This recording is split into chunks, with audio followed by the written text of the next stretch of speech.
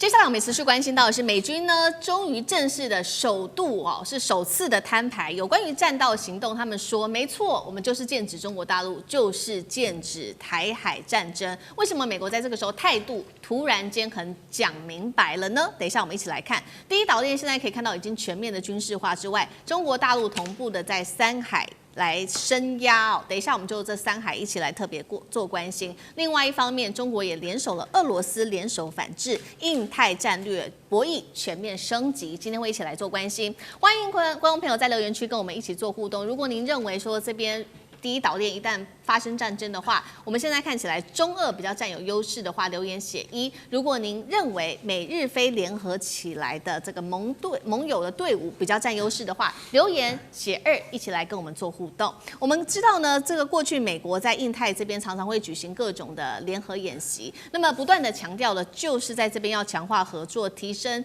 彼此的互動性等等，這是他的對外說法。但是這一次非常的罕見，我們要來看到最新消息是美軍的美國的陸軍的太平洋司令，他是克拉克，他就直接挑明的講，也不演了。他說呢，戰道行動的核心就是要針對中國大陸可能攻台所做的全力的兵力整合跟投射的準備。為什麼他態度突然間願意講明了呢？等一下來看。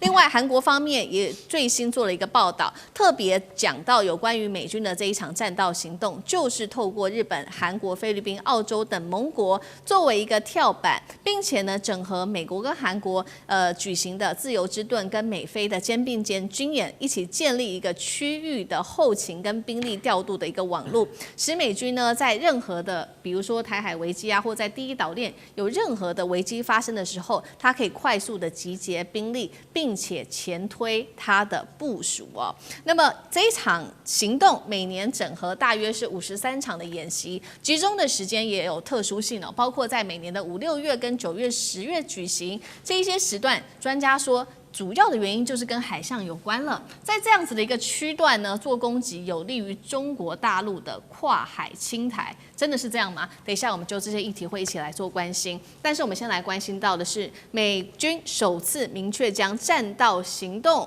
指向了台海戰爭的想定，代表說它已經從過去的戰略存在、戰略嚇阻，變成了實戰化的聯合作戰的所做的一個設計嗎？委員怎麼看？對，我想從這一番的這個相關的訊息，就可以再一次的證明哦，就美國始終是把中國大陸當成是頭號假想敵的，就是不管現在這個川普因為美伊的這個戰事啊，他希望急於立刻抽身，然後呢離開那個泥淖哦，所以呢不得不在這個短時間之內，對於中國大陸，對於習近平主席表達強烈的好感哦跟善意。但是長遠來講，美國對於中國大陸在全方位的圍堵跟打擊是沒有手軟的。那麼我相信這一點，北京政府也心知肚明哦。所以呢，千萬不要相信任何來自於華府的善意，因為這些善意都是包着糖衣的毒藥。光是看到這個戰道行動，大家就心知肚明了。那麼他當然講得比較好聽啦，他說53場演習都在5、6月跟9、10月，因為他們判斷這個時段哦是台海的海象最好。那麼這個解放軍最有可能攻台，其實講白了，台海海象好也方便他們演習啊。那麼你們這麼帶種，你們就在台風天來演習看看呢、啊？就是你們自己講的好聽，說這就是為了要防止這個中共在這個時間犯台。可是事實上，其他的時間你們也不敢來啊，因為海象不好，你也不會來哦。所以也不用講得這麼好聽，好像說一副都是這個已經做好了判斷了。但是我要講的另外一個重點是什麼呢？就大家看到美國所部署的所謂的像什麼戰道行動，跟我們剛剛所討論的中東布局是一模一樣的。這又是地緣政治的問題啊。美國離印太有多遠啊？美國離台灣有9500多海里，這麼遠的距離，美國跟去中東跟處理印太的問題都是一樣的。因為你的地理位置太遠了，所以你的兵力投射困難，你不可能短時間之內從你的本土去做兵力投射。於是你怎麼辦？你要做前進基地，你需要有盟友，你需要在盟邦建立你的軍事基地。所以日本有加手納，有各式各樣的這個海軍的基地，韓國有這個美國的基地，菲律賓還有美國4個基地。美國之所以要這麼做的原因，是因為你兵力投射的困難啊，就是光是真的如果從美國本土調遣這個什麼航空母艦戰鬥群，不要說美國本土了，就從關島來好了，都要很長的時間了。所以他在短時間之內要做兵力投射，只能夠這麼幹。那麼因此他的戰鬥行動是什麼呢？他其實就是把美軍在可能發生戰爭時所需要的裝備都先放在盟邦的軍事基地裡了。所以接着如果真的發生戰鬥了，發生戰事了，我美國只要把兵力投射就好了，我不用把裝備再千里迢迢的運過來哦，那我節省了很多時間。我的這個士兵只要一落地拿到裝備就可以開始進行作戰了。這是美國所謂的戰鬥行動，他們當時的一個設計的概念。可是關鍵問題來了，我要請大家想一想，我們剛才在討論美國在中東的軍事基地為什麼失靈？失靈的理由很簡單，失靈的理由就是說，伊朗只要講你誰有美軍基地，你只要讓美軍在你這個基地發動對我的攻擊，我就攻擊你了。所以現在的問題，同樣的問題要回過頭來問一問日本、韓國、菲律賓跟澳洲，你們要被打嗎？對，你們敢嗎？就今天美國要用你的基地來起飛飛機，或者是這個做其他的軍力部署的時候，你們敢嗎？就你們只要敢，那你們就跟中東這些國家一模一樣啊！你看看這些這個巴林、卡達，看這些國家的下場是什麼？你們要不要一起步上這些國家的後塵呢？所以這才是關鍵問題。就我不管你戰鬥行動當時規劃的有多麼的完美哦，然後呢，美國的盟邦又來什麼自由之盾了，又來肩並肩。可是真的發生戰爭的時候，這4個國家的民眾願意嗎？願意為了美國老大哥，然後變成了這個台海之間發生紛爭的時候，變成炮火波及、導彈攻擊、無人機攻擊，他們願意付出這個代價嗎？這才是真正考驗什麼戰鬥行動有沒有效的方法。所以如果今天美國在中東，它因為地緣政治的布局，大家看到了已經被打殘了，被打怕了。講難聽一點，今天如果在台海發生戰爭，我說過這就是地緣政治啊，中國大陸就在那裡，它這麼大一塊在那裡，它不需要航空母艦，它有無數的軍事基地，它有無數的這個海軍基地，它有各式各樣的武器在那裡等着伺候你。你美國就算有戰鬥行動，你這些盟邦敢在那個時候為美國老大哥去承受炮火嗎？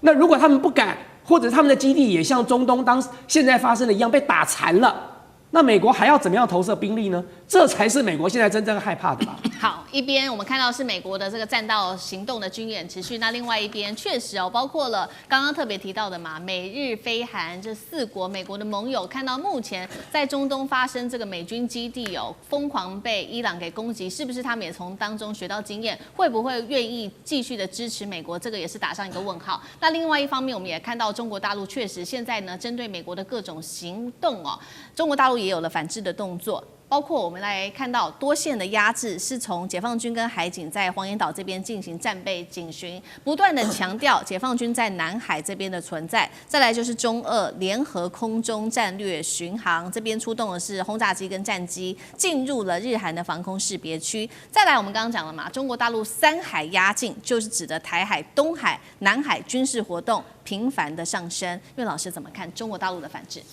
這個大陸的反制的話呢，首先第一個是南海是黃岩島，然後第二個的話呢是東海那邊是中俄之間的第11次演習，這2個消息都跟我們間接相關，因為我們剛好在中間。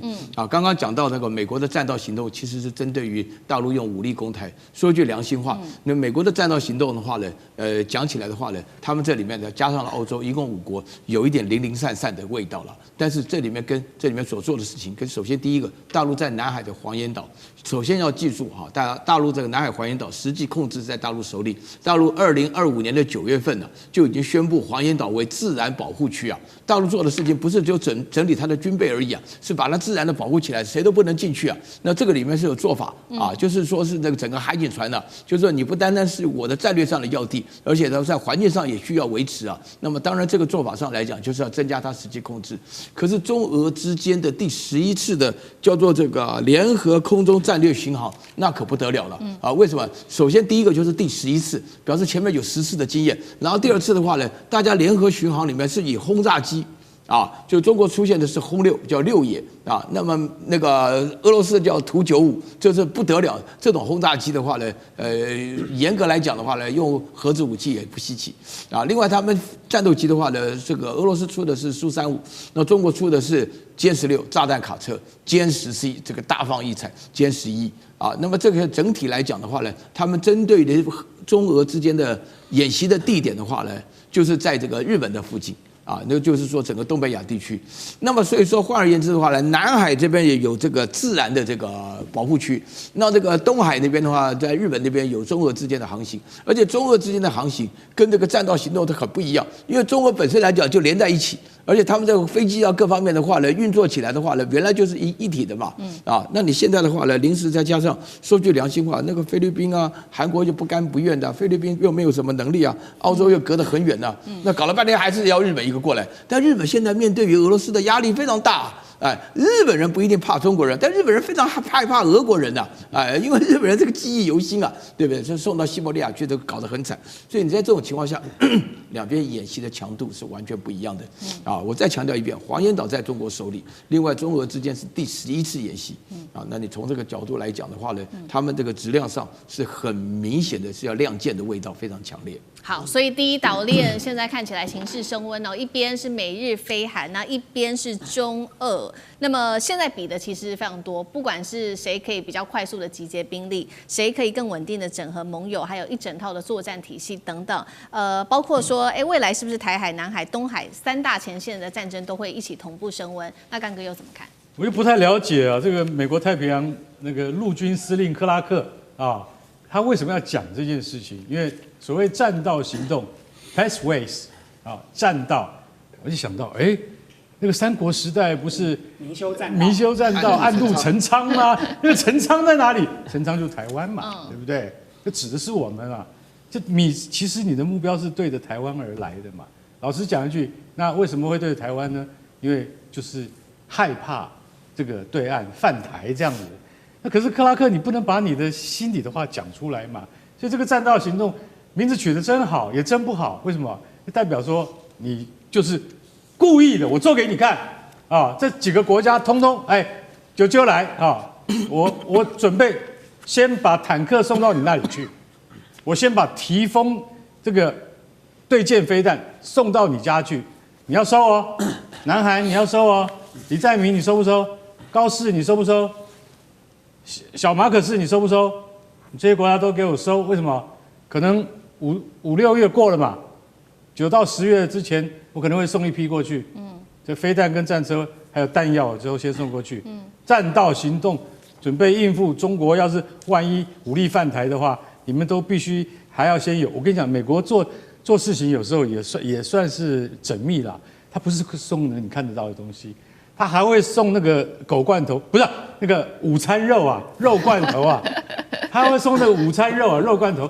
他2次大戰就這麼做的，他送10萬箱那個肉罐頭給蘇聯，沒有，你先把這個東西吃了，吃飽以後啊，我再送那個5000架飛機給你。美國他有時候要支援盟邦，他是真是這樣做的。那如果說他今天是說，菲律賓我怕你這個人吃不飽我先準備要先囤積在呂宋島，或是巴丹這邊，或是克拉克這邊。先囤積一些彈藥物資或是飛機的話，那我也會把後勤的支援一起送過來。他如果是真的這樣幹的話，那就是真正的戰道行動。所以我們會密切注意，放心。他如果說真的到了9到10月要這樣做的話，可通常來講的話，沒有人諸葛孔明他要這樣做，他不會講出來。克拉克你把他給講出來的意思就是昭告天下，我克拉克幫川普講的這個事情，所以台灣你小心了對面要打你了。我們現在準備這些東西，我現在就講重點。如果萬一真的發生了這個台灣海峽情勢動盪的話，美國大兵你要不要上來打？這就是我們唯一的問題。你敢不敢來打？你願不願意來打？美國子弟要不要為台海的情勢而願意做出犧牲？我相信這個問題已經有答案了，不用我們再多說了。光現在去問的話，就已經知道了。所以所謂的戰道行動，只是一種宣示而已。為什麼？是告訴你。可是他會不會真的支援你？那是另外一個問題。這跟中東局勢是不一樣的，跟中東完全不一樣的。你要派美國子弟上來打，你不是把東西送來就好了，對不對？日本他會幫你操作 M1 坦克嗎？南韓他有義務幫你操作那個暗鷹飛彈嗎？沒有嘛。所以你到底是要圖的是什麼？我看不太懂。我也覺得美國在戰略布局上面，大千講的對，這就是一種地緣政治，我做給你看，代表我支持你盟邦，代表我美國在這邊的存在是毋庸置疑的。可是如果真的局勢丕變的時候，你會不會出兵來援？這就是另外一個問題了。我覺得很難吶，非常非常的難。而且其實你就做一個簡單的這個沙盤推演就好了嘛。你看美國在印太地區的基地有比在中東多嗎？好，中東這麼多基地，然後都可以被伊朗打趴了、打殘了。美國在印太地區的基地還沒有中東多哦。他面對的不是伊朗，他面對的是中國，是兩強了，這最大的这個強國之一了。